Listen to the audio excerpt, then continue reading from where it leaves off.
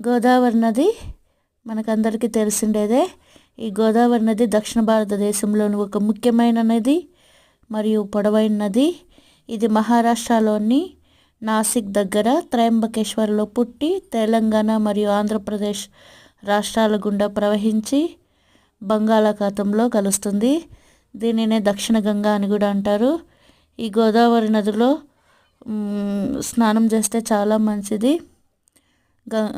అందుకనేసి ఇక్కడ ఎక్కువ వరదలు ఉండడంతో మేము అట్లా కొంచెం నీళ్ళు చల్లుకున్నాము. మేము చిన్నప్పటి నుంచి వినడమే కానీ ఎప్పుడు గోదావరి నది ఇంతవరకు చూడలేదు. ఇదే ఫస్ట్ టైం వెళ్ళింది. అసలు ఎక్కడ చూసినా ఫుల్ వరదలు, ప్లస్ గోదావరి తల్లి గంగమ్మ తల్లి పొరలు ప్రవహిస్తుంది. ఎక్కువ అలలు అయితే ఎక్కువగా ఉన్నాయి. అందుకని మేము దిగడానికి సాహసం అయితే చేయలేదు. మాకు అసలే నీళ్ళు అంటే చాలా భయము. అందుకని అమ్మను మొక్కొని గంగమ్మ తల్లిని మొక్కొని అలా కాయిన్ వేసి దేవుని మొక్కున్నాము. అంతే.